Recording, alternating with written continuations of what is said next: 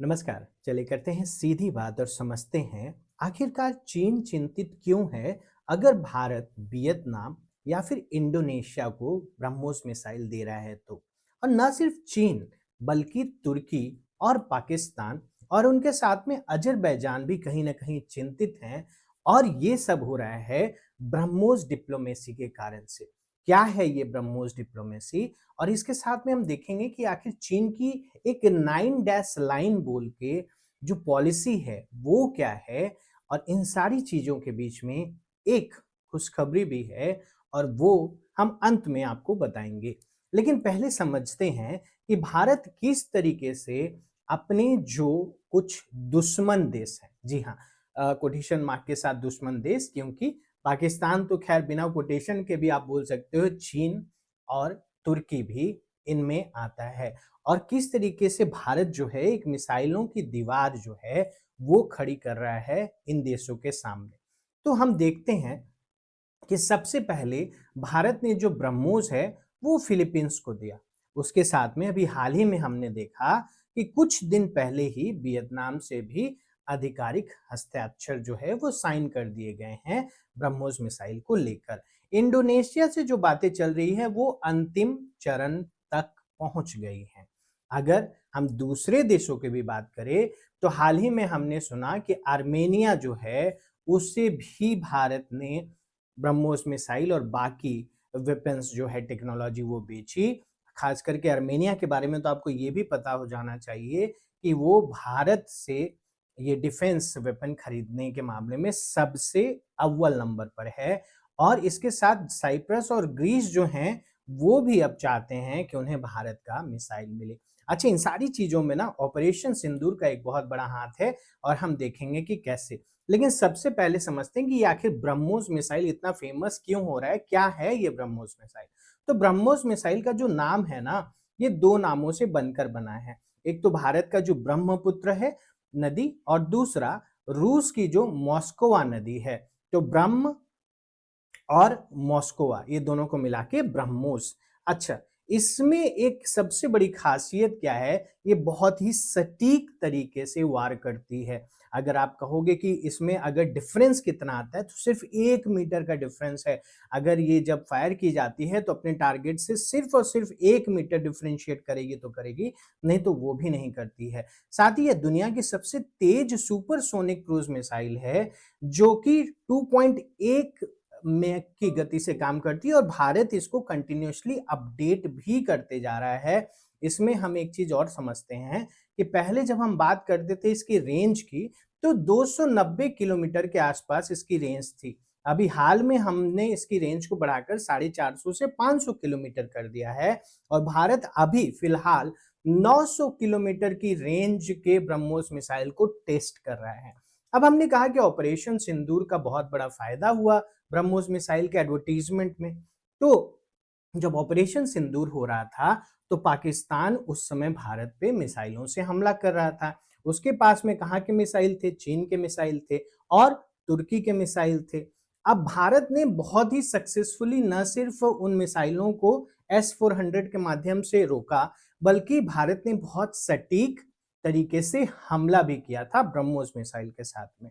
तो ये पूरी दुनिया के सामने एक तरीके से क्या था? एक तरीके से शोकेसिंग था। एक तरीके से आपने एक मजमा लगाया और दिखाया दुनिया को कि देखो हमारे पास ये ब्रह्मोस मिसाइल है। और आज वो देश जो कहीं ना कहीं चीन से या फिर पाकिस्तान से या फिर तुर्की से टैकल करना चाहते हैं, लड़ना चाहते हैं, तो उन्हें भारत की ये जो ब्रह्मोस मिसाइल है वो चाहिए। अब चीन का जो 9 डैश लाइन है वो एक्चुअली में क्या है, आप देख रहे होंगे यहाँ पे ये जो लाल लाल लाइनें दी गई है ना, ये है चीन का 9 डैश लाइन। तो चीन क्या कहता है? चीन कहता है कि बाकी जो देश हैं, जैसे मान लो आप यहाँ पे फिलीपींस है, ठीक है, तो जो इंटरनेशनल लॉ है वो कहता है कि जो वाटर बॉडी होती है उसका अधिकृत जो बॉर्डर के पास की वाटर बॉडीज हैं उस पे जो एक्सक्लूसिव इकोनॉमिक जोन होगा वो किसका होगा? वो उस देश का होगा। लेकिन चीन क्या कहता है? चीन कहता है नहीं नहीं, फिलीपींस ये तुम्हारा नहीं है, ये मेरा है। मलेशिया ये तुम्हारा नहीं है, मेरा। इंडोनेशिया ये तुम्हारा नहीं है, मेरा। वियतनाम ये तुम्हारा नहीं है, मेरा है। ठीक है, तो ये एक तरीके से जो इंटरनेशनल वाटर बॉडी ट्रीटी है उसका उल्लंघन है। लेकिन कौन चीन को जाके बोलेगा? तो ये जो छोटे देश हैं ये चाहते थे कि इनके पास तो बड़ी नेवी है नहीं, अगर इनके पास में ये मिसाइलें आ जाती तो कहीं ना कहीं से ये चीन की जो पॉलिसी है उसको रोक पाएंगे। इसीलिए आप देखोगे कि सबसे पहला निर्यातक जो भारत के वेपन्स का बना था वो 2022 में बना था फिलीपींस। उसने हाल ही में अमेरिका और जापान के साथ एक बालिकतन 2026 नाम से संयुक्त सैन्य अभ्यास भी किया था। अगर आप परीक्षा की तैयारी करें तो जान के रखिए, हो सकता है कि पूछा जाएगा। और भारत ने हाल ही में फिलीपींस को 450 से 500 किलोमीटर वाली जो हमारी वेरिएंट है ब्रह्मोस की उसे भी देने का वादा किया है। वियतनाम के साथ मैंने आपको बताई कि 30 मई 2026 को सिंगापुर में आयोजित सांग्री-ला डायलॉग में भारत के जो रक्षा सचिव हैं राजेश कुमार सिंह ने इसे आधिकारिक तौर पे पुष्टि कर दी कि हमने जो है ब्रह्मोस का सौदा वियतनाम के साथ में कर लिया है और हस्ताक्षर भी हो गया है। इसके साथ इंडोनेशिया के साथ जो बातचीत चल रही है वो बातचीत अब अपने अंतिम चरण में, और इंडोनेशिया के साथ अगर ये बातचीत हमारी पूरी हो जाती है तो हमारे लिए जैसे मलक्का हो गया, सुंडा हो गया, लोम्बोक जलमरुमध्य हो गया, ये कुछ इंपॉर्टेंट चौक पॉइंट्स हैं जहां पे चीन नियंत्रण रखता है, वहां पे अब भारत का भी या इन देशों का भी नियंत्रण होने लगेगा। अब देखिए भारत, पाकिस्तान और इसके समर्थक जैसे कि तुर्की और अजरबैजान, क्यों हम बोल रहे हैं? क्योंकि जब ऑपरेशन सिंदूर चल रहा था तो इन लोगों ने खुलकर पाकिस्तान का साथ दिया था। तो यहाँ पे एक सिद्धांत आ रहा है कि मेरे दुश्मन जो हैं उनका अगर कोई दोस्त है तो वो भी मेरा दुश्मन बनता है। तो तुर्की जो है अपनी ब्लू होमलैंड डॉक्ट्रिन को आगे बढ़ा रहा है। हमने अपने पिछले वीडियो में इसके बारे में बात किया था। ये सेम जैसे चाइना 9 डैश लाइन की बात करता है ना, तो आप देखोगे कि यहाँ पे बाकी दूसरे देश भी हैं, लेकिन तुर्की कहता है कि ये सारा का सारा जो वाटर बॉडी है ना, इस पे अगर किसी का विशिष्ट अधिकार है तो वो किसका है? वो तुर्की का है।